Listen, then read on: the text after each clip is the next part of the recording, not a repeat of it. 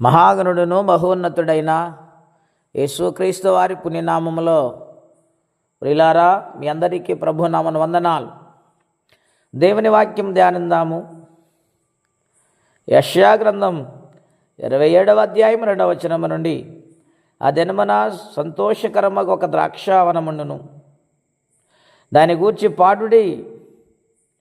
యెహోవాను నేను దానిని కాపు చేయుచున్నాను, ప్రతి నిమిషము నేను దానికి నీరు కట్టుచున్నాను.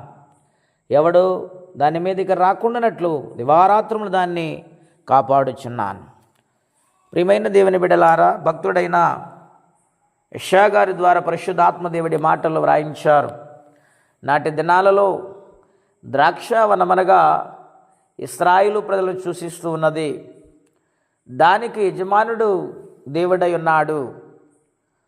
ప్రియులారా, ద్రాక్షావనంను గూర్చి ఆయన పాడుడంటూ ఉన్నాడు, ఆనందగానము చేయమంటున్నాడు, సంతోషముతో కీర్తించమంటున్నాడు.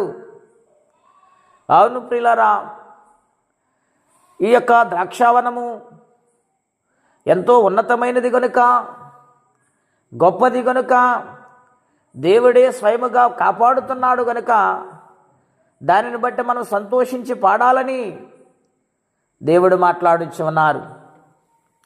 రెండవదిగా మనం చూస్తే, ప్రతి దినము నేను దానికి నీరు కట్టుచున్నాను. ద్రాక్ష తోట ఎండిపోకుండా, తీగలు బలహీనమవ్వకుండా, నిమిషము దినదినము దాన్ని కాపాడుతూ దానికి కావలసిన వనరులు సమకూరుస్తూ ఉన్నాడు. ఆయన బలపరుచుటకు నీరు అనుగ్రహిస్తున్నాడు. నీరనగా వాక్యం అని అర్థం. ద్రాక్ష తోటలో ప్రతి వ్యక్తి కూడా వాక్యం అనే నీరుతో కట్టబడాలి. అప్పుడే ఆత్మ సంబంధమైన మేలులు కలుగుతాయి. ఆత్మ సంబంధముగా కట్టబడుతూ ఆయనకు స్తుతులు చెల్లించే వారిగా, ఆయన సన్నిధిలో బలపరచబడి వారు ఉంటారని దేవుడు మాట్లాడుచు ఉన్నారు. ఎవడును రాకుండా దాని మీదకి ఆయన కాపాడుతూ ఉన్నాడు. శత్రువులు, క్రూర జంతువులు తోటను పాడు చేయకుండా, అంటే కష్టములనేవి, వ్యాధులనేవి, బాధలనేవి రాకుండా ఆయన కాపాడుతారని వాగ్దానం చేస్తూ ఉన్నారు. కాబట్టి ప్రియమైన దేవుని బిడ్డలారా, నీరు కట్టే దేవునికి, కాపాడే దేవునికి కృతజ్ఞతాస్తుతులు చెల్లించేవారుగా మనం ఉండాలని ప్రభుపేట మీకు మనవి చేయొచ్చు ఉన్నాను. దివారాత్రములు దాన్ని ఆయన కాపాడుతూ ఉన్నాడు. ఆయన కాపాడితే విజయము, ఆయన కాపాడితే గొప్ప ఆదరణ, ధైర్యము. గనుక దేవుని కాపుదలలో మనం ఉండాలి. నాటి కాలంలో ఇశ్రాయేలు ప్రజలు ఉన్నారు. ఈనాటి దినాలలో ఆయన బిడ్డలమైన మనము కూడా ఆయన కాపుదలలో ఉన్నప్పుడు ఆయన ప్రతినిత్యము మనల్ని కాపాడుతూ నీరు కట్టి ఫలింపచేస్తాను వాగ్దానము చేస్తూ ఉన్నారు. కాబట్టి ఈ ఉదయకాల సమయంలో ద్రాక్ష తోటవనము గురించి ఆనందగానము చేస్తున్నారా? ఆయనని కీర్తించి ఆరాధిస్తున్నారా ప్రతిరోజు? అలాగూ చేస్తే ద్రాక్ష తోట ఎలా ఫలిస్తుందో, మన కుటుంబాలని, మన బిడ్డలను అలా ఫలించాలని నూతన సంవత్సరంలో దేవుడు వాగ్దానము చేస్తున్నారు.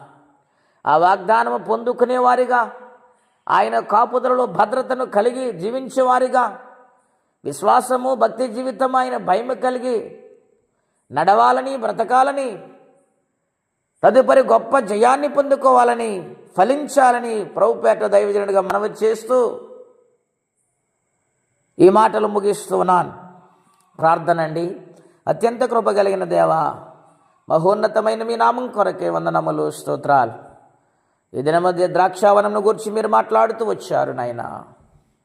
దాన్ని కాపాడుతున్నా, నీరు కట్టి ఫలింప చేస్తారని, ఆనందగానముతో నిండండి అని ఈ నూతన సంవత్సరంలో వాగ్దానము చేసాము అందరికీ.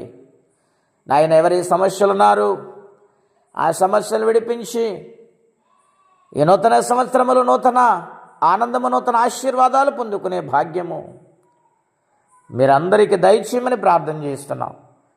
ఈ దినము దీవెనకరంగా మార్చండి. ఎవరి రక్షణ లేక నశించిపోతున్నారు వారికి రక్షణ ఇచ్చి మహిమ తెచ్చుకోమని రక్షణకర్త అయిన యేసుక్రీస్తు వారి పుణ్యనామములో ప్రార్థించి వేడొచ్చున్నాము తండ్రి. ఆమేన్. దేవుడు దీవించునుగాక.